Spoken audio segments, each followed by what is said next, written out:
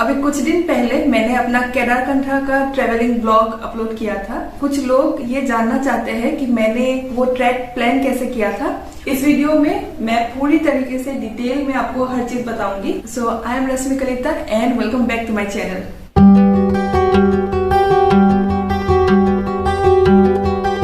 केदारकंठा जो जगह है वो उत्तराखंड के उत्तरकाशी डिस्ट्रिक्ट में पड़ता है। इस Kedarkantha trek is one of the best trek of India और ये trek easy to moderate trek में आता है, तो बिगिनर्स के लिए ये ट्रैक बहुत अच्छा है। मैक्सिमम लोग 5 डेज का ट्रैक करते हैं, मैंने 4 डेज का किया था। ज्यादातर लोग सांकरी विलेज से करते हैं। Let's go to the main topic.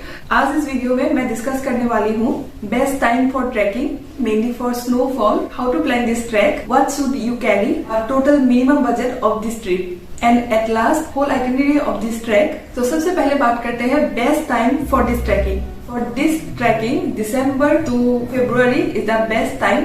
जिसको स्नो ट्रैक करना है वो जनवरी में जाए तो ज्यादा अच्छा है, अच्छे से स्नो मिलेगा और बहुत ज्यादा लेट भी ना जाए, क्योंकि कभी ज्यादा स्नोफॉल होने की वजह से ट्रैक बंद करके भी रखते हैं। तो जनवरी के फर्स्ट वीक सेकंड वीक बहुत अच्छा है। नाउ नेक्स्ट टॉपिक इज कि कैसे प्लान किया जाए ट्रैक को। तो देयर आर 2 ऑप्शंस, एक है कि आप खुद जाए और दूसरा है कि आप पैकेज बुक करके जाए। तो सबसे पहले पैकेज बुक करके कैसे जाते हैं उससे रिलेटेड बात करेंगे और लास्ट में मैं आपको बताऊंगी कि कौन सा तरीका बेस्ट है। अगर आप पैकेज सिस्टम पे जाना चाहते हैं तो बहुत सारी कंपनीज है जो ये ट्रैक कराती है। कुछ नए कंपनीज भी है, कुछ पुराने कंपनीज भी है और कुछ बहुत ज्यादा फेमस कंपनीज है।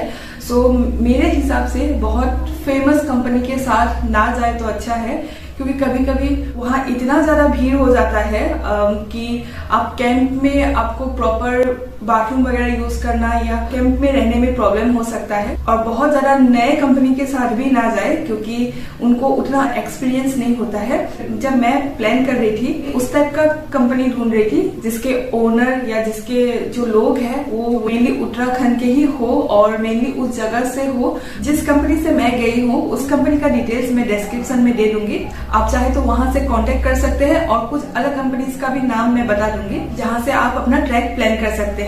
लेकिन पहले ही आप अपने जितने भी क्वेरीज है, जितने भी आपके डाउट्स है, सब आप अच्छे से बात कर लीजिए और जो अच्छे से आपके साथ कन्वर्सेशन कर रहा है प्रेफर करें कि उन्हीं के साथ जाए, ताकि आप आगे जाके अगर कुछ भी प्रॉब्लम होता है तो वो आपके प्रॉब्लम को समझे। तो मेरा जो कंपनी था वो बहुत बड़ा कंपनी नहीं था, लेकिन बहुत ही कोऑपरेटिव थे और बहुत अच्छी तरीके से हर चीज का ध्यान रखा है।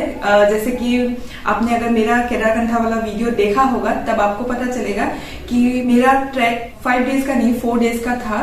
तो एक दिन के लिए उन्होंने मेरे साथ एक अलग से गाइड भेजा समिट के लिए, क्योंकि उस दिन को उनका कोई ग्रुप था नहीं समिट के लिए। मेरा काफी अच्छा एक्सपीरियंस रहा है कंपनी के साथ। बाकी आप कोई भी कंपनी से जा सकते हैं, लेकिन अच्छे से चेक कर लीजिए, कोई फ्रॉड भी हो सकता है।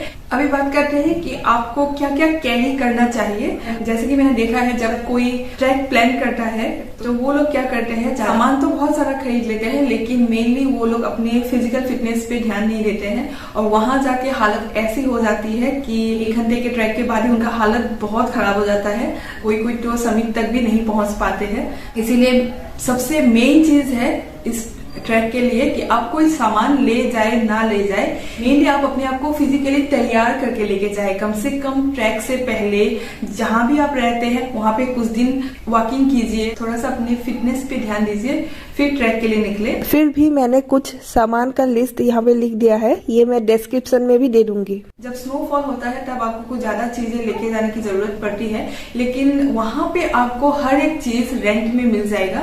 जहां से पैकेज बुक कर रहे हैं उन लोगों से लेने से आपको थोड़ा डिस्काउंट में भी मिल जाएगा। तो -डिग्री का jacket, trekking shoes, head torch, gloves, हर तरीके की चीज, मतलब जो भी ट्रैकिंग के लिए जरूरत होता है, रेन कोट, सब कुछ आपको वहां रेंट में मिल जाएगा।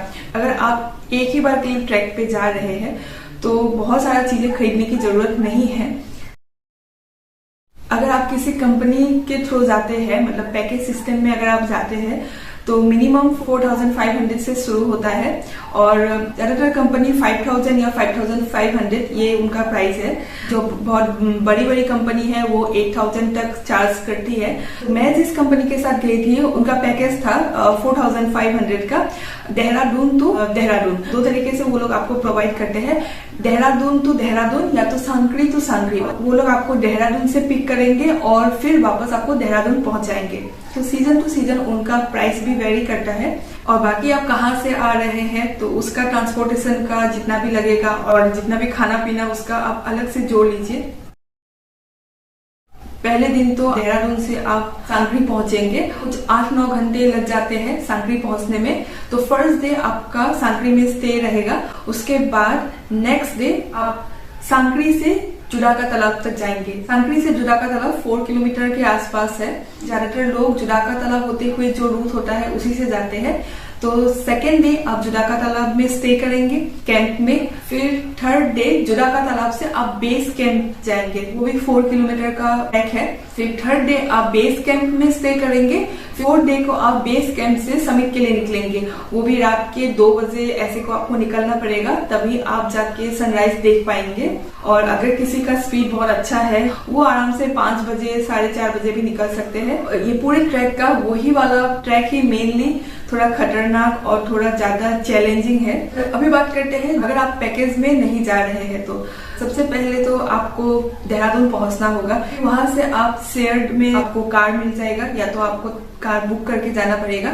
और एक ऑप्शन है कि आप बस से अगर आप जाते हैं, लेकिन शायद बस से जाने से आपको सांकरी नहीं उतारेगी।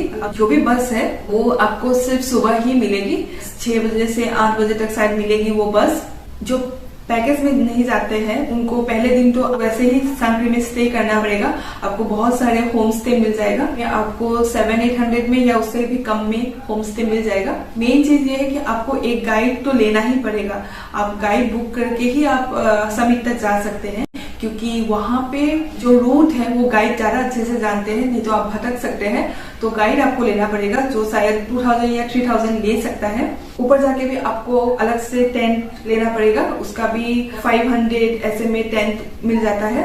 और सांकरी में आपको पास बनवाना पड़ेगा। अगर आप पैकेज से जाते हैं तो कंपनी वाले ही ये सब चीजें कर देते हैं, और आप खुद से जाने से 150 लगेगा आपको पास बनाने में। ओवरऑल जो बजट है वो कुछ पैकेज जो लेके जाते हैं उनके आसपास या उससे ज्यादा ही जा सकता है।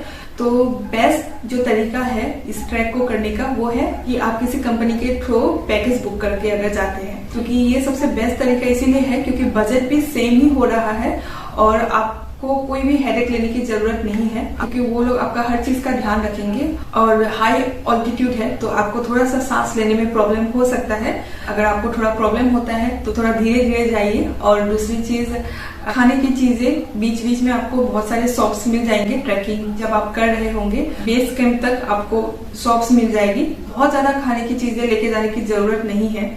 आपको नेटवर्क बीच में नहीं मिलेगा, खाली समिट में जाके शायद आपको नेटवर्क मिले, और ना ही वहां लाइट होता है। तो आपको अपना मोबाइल, पावर बैंक, कैमरा सब कुछ अच्छे से चार्ज करके लेके जाना है सांकरी से ही। यही है ट्रैक से जुड़ी हुई जितनी भी बातें थी। और अगर आपको कुछ भी पूछना है तो आप मुझे इंस्टाग्राम में DM कर सकते हैं। मैं ट्राई करूंगी कि आपका जो भी क्वेश्चन है उसका आंसर दे पाऊं।